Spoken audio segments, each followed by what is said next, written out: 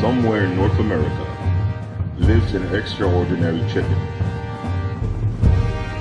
The chicken's only purpose and passion is to capture and bring back to science the elusive beast known as Bigfoot. This superfowl is known as COT, the chicken of truth. Follow his adventures as he searches the forests of North America in COT's quest to find the truth on the existence of Bigfoot.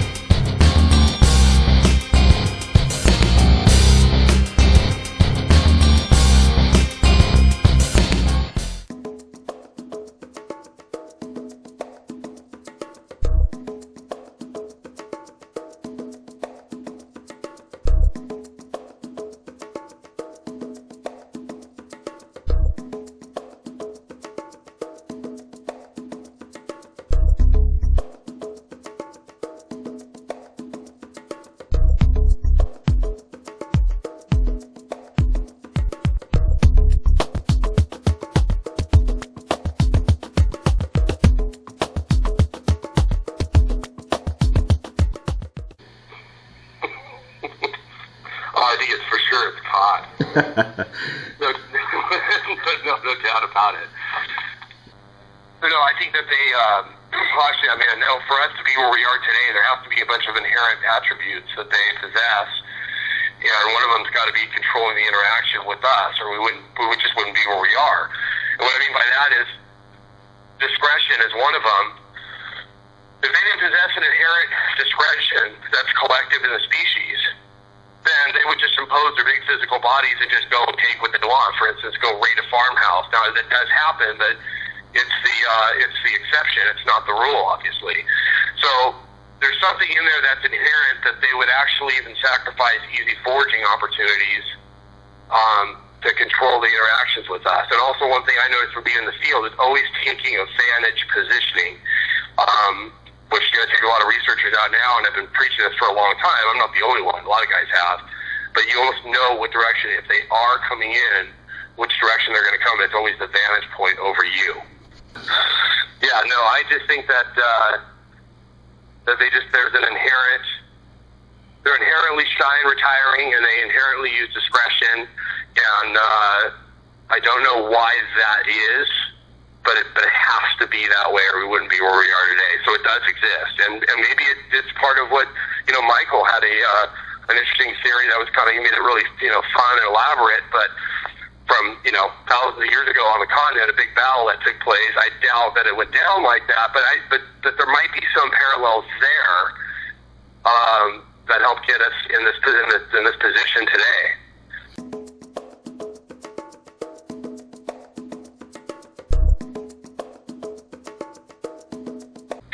It's very possible.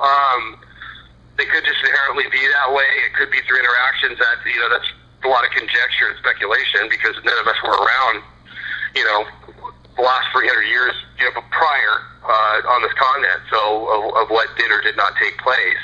I don't have a problem with, which is a whole other topic, but I don't have a problem with the lack of fossils or bones at all. I more or less have a problem with, if it was from a skeptic's point of view, I can break down every single argument. The one that I can't is that one should have made a mistake by now in the body, fresh body being brought in, processed, whether either for being shot or hit by a vehicle, or I just think that somehow, some way they've been collectively lucky, because, they obviously do have a continent-wide distribution, although the numbers are conservative.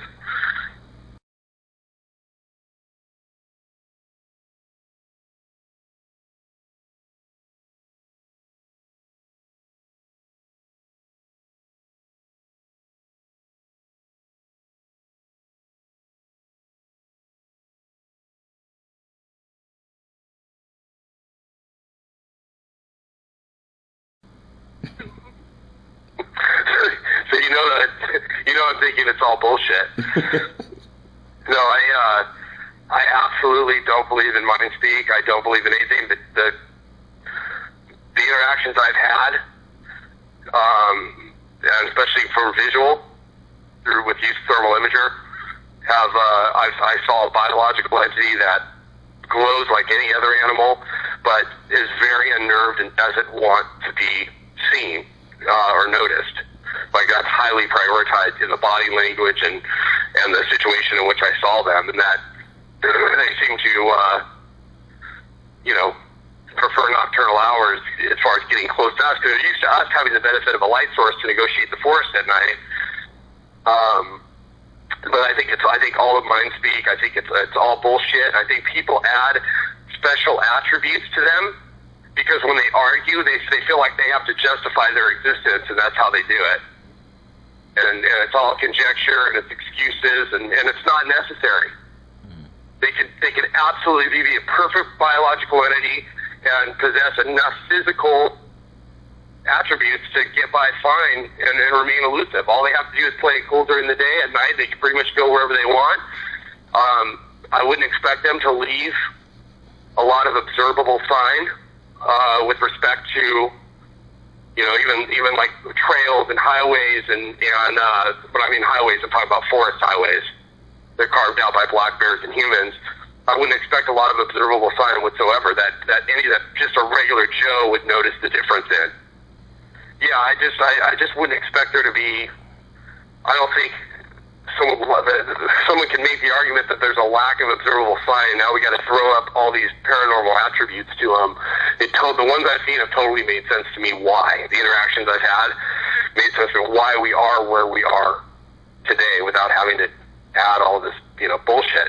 The infrasound thing may be a legitimate thing, but it's perfectly scientific explanation for that, and there's other animals that possess it to spend their prey, and we've learned a lot through how it does affect humans. I know that the government has worked with ultra-low frequency, and also, too, they've done some studies and found out some of these old churches that people thought were haunted and they had these weird feelings in were actually some of the old church bells were sending those ultra-low waves, and were actually affecting people and making them feel creeped out and spooked and scared and creating these kind of feelings, even feelings of nausea, that type of thing. So that was pretty interesting. So there's going to be a perfectly scientific explanation for that. As far as them reading reading our mind, I don't think so, because I don't think that, based on how aggressively I pursue them, I don't think that I'd have any encounters with them, thermal or no thermal, if they could see me coming or knew I was coming through their mind. So I think it's bullshit.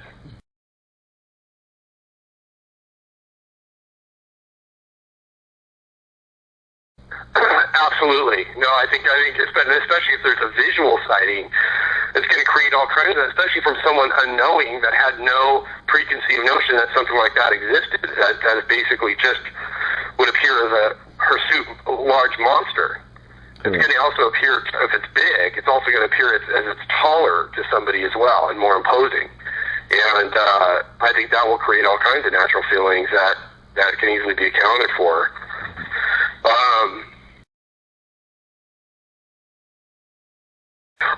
I think definitely possible, and I think, as far as like the scent that I've only smelled them probably one time, and that was not during a visual encounter.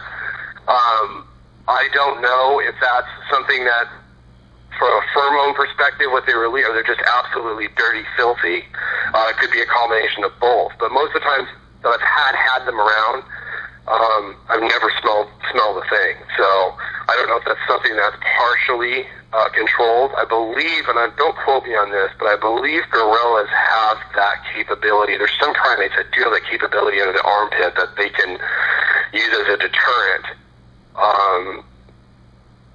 To release some kind of, I don't know if it's a pheromone or something that has a particular smell to it that would be, gross to somebody. All this stuff I'm absolutely sick of all all these forest people, and they're all the Bigfoots are human, this and that. That very well could be possible that they could have some human DNA, but they are nothing they're nothing like us from that standpoint. I would believe that the nuclear DNA would be completely different and show all the different interrelationships that makes them so different than us. I'm just tired of the conjecture and people stating things as fact, and they can't back it up, making definitive statements when you don't have to.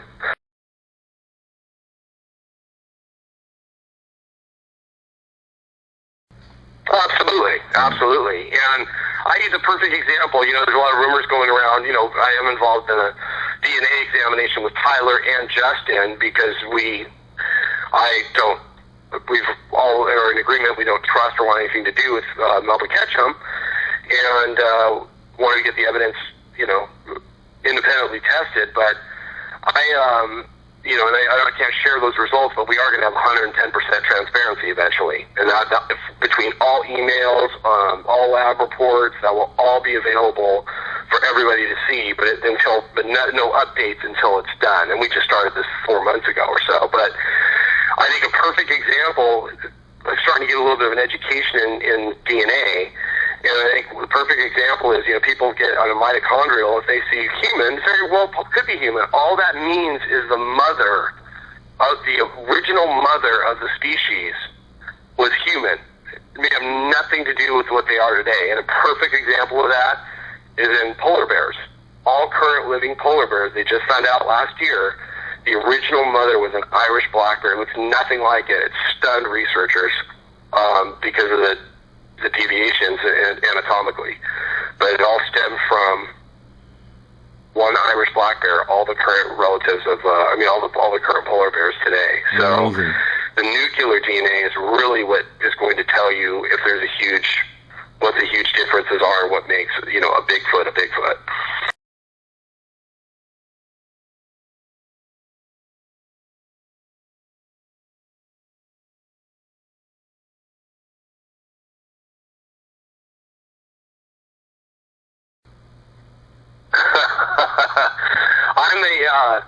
I am a notorious baiter. I'm not embarrassed to say that I do enjoy baiting areas, and I am, but I am responsible depending on where I'm at. But my attitude is, worst case scenario, I'm going to get great thermal footage of bears. That's my attitude towards it. But I do bait. But I do bait. I will use things that'll help me possibly collect DNA, saliva, that type of stuff. For instance, like hanging cans of cat food. If you're able to, if you were to have one, you knew you were having activity, and one did grab that can and did, lick it, and you knew it did. It's something that can be collected, and you possibly could get DNA out of that saliva. It's always a stretch, but no, I'm big into baiting and doing different ways of being, and I'd use chicken too if I had it. I wouldn't even hesitate. Sorry, COT.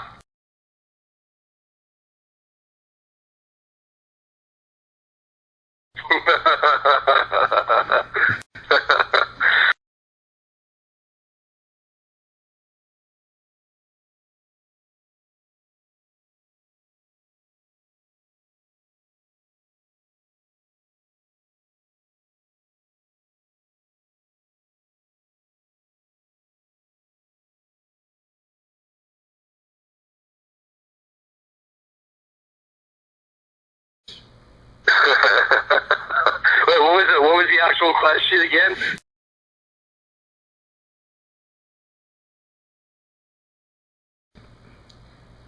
Do I think that humans will? Absolutely. I feel that time is running out. It's funny because I think we're all skeptics to a point. I mean, I consider myself a knower because I've seen one, but when I say skeptics, I'm particularly saying the skeptic community, that things around like the Randy Forum and that. I get the feeling, I don't go there very often, but I just get the feeling like they think that, our time is actually, it's what we do is going to just keep perpetuating and never come up with answers. And I think the technology and the availability of that technology is just catching up. And I think through DNA, and I'm not talking about Ketchum. As far as I'm concerned, she doesn't exist in my book, based on her behavior and unprofessionalism. But DNA first, I think better footage is second, body third. But number 3 could happen still at any time. But I think that they will be proven to exist eventually. And I think DNA is going to play the biggest part. But it may not close the door. I used to think that would be enough, and now I do feel that, although I am no kill, I do feel that the general public as a whole will never accept it 100% unless, the face of a Bigfoot staring back at them, dead or alive. What I mean by alive, I mean that it's got to be like home run footage. I mean close, that it's just undeniable footage. And a lot of people make that excuse that you can't have that, and it's bullshit. You can have that. I've actually seen that. I had a chance to get that, and I missed it 5 years ago because I didn't have a recordable handheld. They didn't exist back then, and they do now. But when I saw you could have done a recreation, and people would have seen that's a naked animal, that's a monster, that's the size, and how anatomically distinct it was.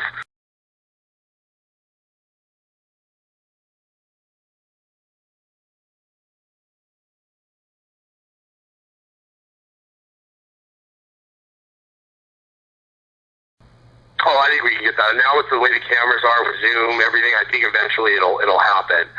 It's unlikely to happen though, just in a casual, having a daytime sighting is such a rare event. I mean, obviously it does happen, but so someone being prepared for that, it's probably gonna have to come from someone that's unprepared, and it's luck, and the subject is, in the frame for a decent amount of time, and they're able to just catch it, and it's a luck thing. I think it can happen, but I think no matter what, it's going to